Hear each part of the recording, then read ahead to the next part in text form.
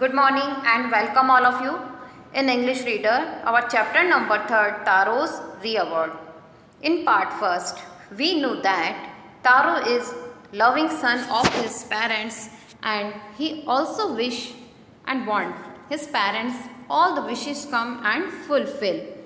When one day there is a cold wind blow, his father said, I want a cup of sake.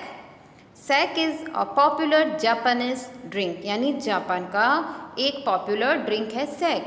उसके पिताजी ने कहा कि मुझे एक कप सैक चाहिए। This thought make taro very sadness. इससे तारो को बहुत दुख हुआ। वह सोचता है कि इतना महंगा मैं कैसे खरीदूंगा, मेरी तो अर्निंग भी इतनी नहीं है। So next morning he jumped out of the bed earlier and go chopped and cut the more wood. When he gets sweat, जब तक उसका खुद का पसीना नहीं आया, वह इतनी मेहनत कर रहा था, अचानक से उसे एक आवाज़ सुनाई दी। बट तारो ने उस आवाज़ की ओर ध्यान नहीं दिया क्योंकि उसे अपना काम पूरा करना था, अपने माता पिता के इच्छाओं को पूरा करना था। वह इतना प्यासा था, काम करते करते उसे प्यास भी लग रही थी, पर फिर भी वह वर्क कर रहा था। अचानक क्या हुआ? The x dropped out of his hands. उसके हाथों से कुल्हाड़ी, उसकी जो एक्स थी वह गिर गई।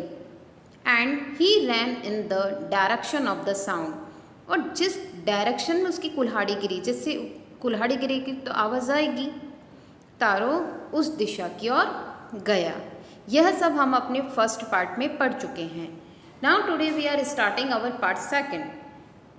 सो let's start.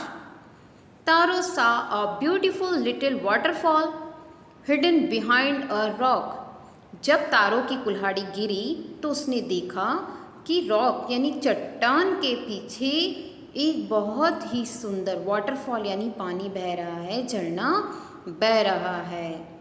Kneeling at a place where the water flowed quietly, उसने अपने घुटने टेक कर जिस जगह से पानी कल कल करके बह रहा था, अपने घुटने टेके और नीचे की तरफ बैठा। He cupped a little in his hands and put it to his lips. उसने अपने हाथों में उस जल को भरा और अपने होठों को लगाया। Was this water? क्या यह पानी है? और was it सैक? और क्या यह सैक है? He tasted it again and again. बार बार वह इसे टेस्ट कर रहा था क्योंकि उसका टेस्ट उसे बहुत अच्छा लग रहा था। तारो ने सोचा यह क्या है? He and always it was the delicious sake instead of cold water. और जैसे जैसे वह एक एक घुट पिए जा रहा था, उसे उस ठंडे पानी की तुलना में उसमें और भी अधिक स्वाद आ रहा था। इतना डिलीशियस, जैसे कोई यह मुझे यहाँ पे सेक ही मिल गया हो। Taro quickly filled the pitcher he had with him and hurried home. Taro ने क्या करा? उसके पास एक घड़ा था तो उसने उसे फटाफट से पूरा भरा और अपने घर आ गया। The old man was delighted with the sake. और जो उसके पिताजी थे वह उस सैक से बहुत ज़्यादा प्रसन्न हुए। After only one swallow of the liquid he stopped shivering and did a little dance in the middle of the floor. सिर्फ एक घुट पीने के बाद ही जो लिक्विड था तारो लेकर आया था अपने घर पर, उसका एक घुट पीने के बाद ही उसके पिताजी की कुछ सर्दी यानी कपकपाहट कम हुई और वे उठकर अपने जो फ्लोर होता है, फर्श होता है, उसके मध्य में जैसे झूमने लगे यानी खुशी के मारे डांस करने लगे। That afternoon a neighbor stopped by for a visit. उस दिन को तारो के घर पे मेहमान आए हुए थे, यानी उसके पड़ोसी जो हैं नेबर्स, वो रुके हुए थे।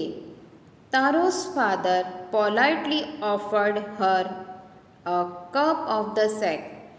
और तारो के पिताजी ने बहुत ही विनम्रता के साथ उन्हें भी एक कप सेक पीने के लिए कहा. The lady drank it greedily. और जो लेडी थी उसने ऐसे पिया, बिल्कुल जो लालची होते हैं ना, जैसे ग्रीडीली होता है, as if desiring more and more, जैसे कि मुझे तो और ज़्यादा चाहिए, बहुत ज़्यादा इच्छा रखती हो. And thanked the old man. और जो उसके पिताजी थे तारो के फादर, उन्हें शुक्रिया अदा कहा. Then Taro told her the story of the magic waterfall. फिर तारो ने अपने पड़ोसियों को वह सारे मैजिक फॉल की स्टोरी सुनाई. She had spread the story throughout the whole village. और देखते ही देखते यह कहानी यानी जो उसकी स्टोरी थी मैजिक वाटरफॉल की, वह पूरे गांव में फैल गई. That evening there was a long procession of visitors to the woodcutter's house. उसी शाम को विजिटर्स यानी जो घूमने आते हैं उनका झुंड यानी उनका जुलूस किसके घर पे आया हुआ था? वुड कटर्स हाउस यानी तारो के घर पे आया हुआ था. Taro is a boy. Each man heard the story of the waterfall. और प्रत्येक व्यक्ति उस वाटरफॉल की स्टोरी सुनने के लिए इच्छुक था, सुनना चाहता था. तो तारो के घर पर आया. And took a sip of sake. और सैक का एक एक घूंट पीने लगा. In less than 1 hour the picture was empty. और कुछ ही समय में 1 घंटे के अंदर वो पिक्चर यानी जो घड़ा था वो खाली होने वाला था. Thank you.